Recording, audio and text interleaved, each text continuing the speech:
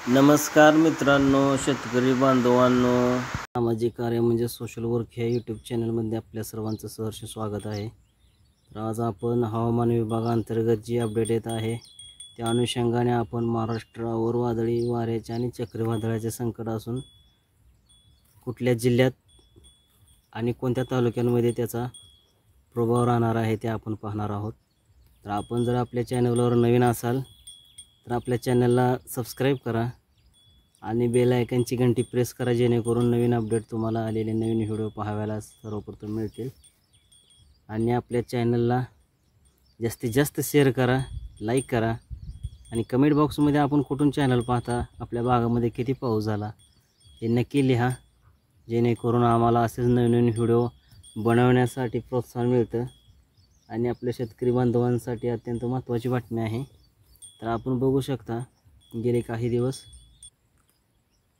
काही दिवस जो सर्कल तयार होत होता तो सर्कल मुंबई, नाशिक, कोल्हापूर, हुबली, रत्नागिरी हा जो भाग आहे त्या भागामध्ये, तसंच सोलापूर आणि नांदेड, हैदराबाद ह्या भागामध्ये अति दाबाचे क्षेत्र आणि त्यातच चक्रीवादळाचा हा जो चक्र निर्माण झालेला आहे तो चक्रीवादळ थेट मुंबई आणि कोल्हापूरच्या दिशेने आत शिरताना आपण पाहत आहोत।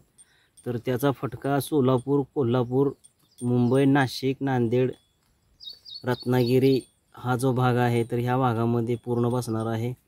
तर रत्नागिरी, सांगली, पणजीचा भाग आहे आणि विजापूरचा भाग आहे। तर त्याच्यामध्ये वर आपण पुण्याचा, अकलूजचा, लातूरचा भाग, बिदरचा भाग आहे, कलबुर्गीचा पण भाग आहे, हैदराबाद ही त्या पट्ट्यात येत आहे। तर ह्या भागामध्ये चक्रीवादळाचा परिणाम आपल्याला पाहावयास गेले काही दिवस आपल्याला भेटणार आहे। आणि हे चक्रीवादळ आपल्याला पाहावयास मिळत आहे। तर गेले काही दिवस त्याचा परिणाम म्हणून महाराष्ट्रातील सर्व जिल्ह्यांमध्ये, तर महाराष्ट्राच्या आजूबाजूच्या जिल्ह्यांमध्येही वादळी स्वरूपाचा पाऊस हा अत्यंत लवकरच चालू झालेला असून त्याचा परिणाम शेतकरी बांधवांना बसलेला आहे। तर काही शेतकरी बांधवांची मशागतीची कामं थांबलेली आहेत, तर काही शेतकरी बांधवांनी मशागत आणि शेतीची काही कामे करून घेतलेली आहे। तर फळबागांनाही ह्याचा फटका बसलेला असून काही शेतकऱ्यांचं खूप नुकसान झालेलं आहे। तर हे चक्रीवादळ आहे ते अजून पुढील काही दिवस हे महाराष्ट्रातील काही भागांमध्ये सतत घोंघावणार आहे आणि त्याचा परिणाम आपल्या महाराष्ट्रातील शेतकरी बांधवांवर जास्त होत आहे। आणि त्यामुळे आपण बघू शकता, जर हे पर्यटक कुठे फिरायला जात असतील तर त्यांनी अजिबात जाऊ नये, कारण हे चक्रीवादळ मुसळधार ते अतिमुसळधार पाऊस घेऊन आलेला आहे आणि त्याचा परिणाम आपण सतत पाहत आहात। भरपूर ठिकाणी या चक्रीवादळाचा फटका जो बसलेला आहे, त्यामध्ये महाराष्ट्रातील पुणे, अकलूज, सातारा, सांगली, सोलापूर, विजापूर, रत्नागिरी, रायगड, अहमदनगर, मुंबई, पणजी हा जो भाग आहे, सांगलीचा भाग आहे, हैदराबादचाही भाग काही त्यात येत आहे, तर नांदेड, अकोला, जळगावचा पण भाग आहे, नागपूरचा भाग आहे, तर वर आपण नाशिक, सुरतचा काही भाग येऊ शकतो ह्याच्यामध्ये। तर हे चक्रीवादळ अतिशय वेगाने महाराष्ट्रात जाताना पाहायला मिळत आहे आपल्याला। तर आणखी पुढील काही दिवस हे चक्रीवादळ सतत महाराष्ट्रात घोंघावत राहणार आहे।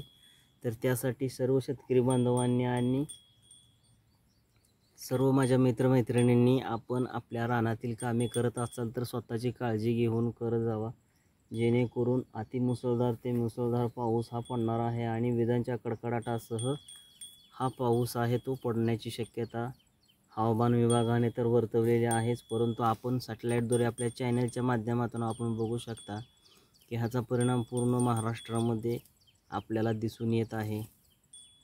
तर पुढील काही दिवस हे वादळ पुढं सरकत हैदराबादच्या, सोलापूरच्या दिशेने, तसेच विजापूरच्या दिशेने, विजयवाडा, हुबली, बल्लारी हा जो भाग व्यापून नांदेड ते बल्लारी हा भागातून आपल्याला पुढे आपण बघणार आहोत की याचा प्रवास कसा राहणार आहे। तर सर्व शेतकरी बांधवांना, मित्रमैत्रिणींना, माता भगिनींना एकच विनंती आहे की आपण कामासाठी बाहेर पडत असाल तर आपले संरक्षण साहित्य घेऊन, छत्री असेल, रेनकोट असेल आणि वाहनं सावकाश चालवणं गरजेचं आहे, जेणेकरून आपल्याला काही दुखापत होता कामा नये.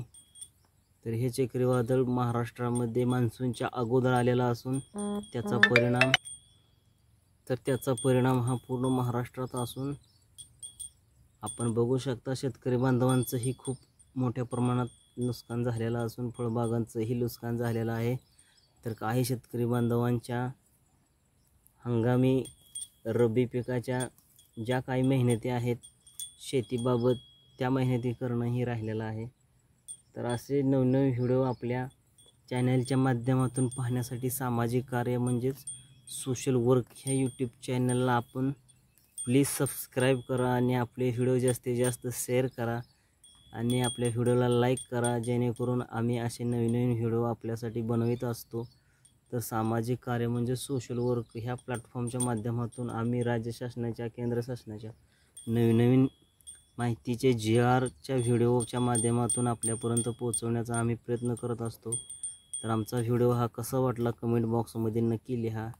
तर धन्यवाद मित्रांनो, आपला दिवस शुभ जावो.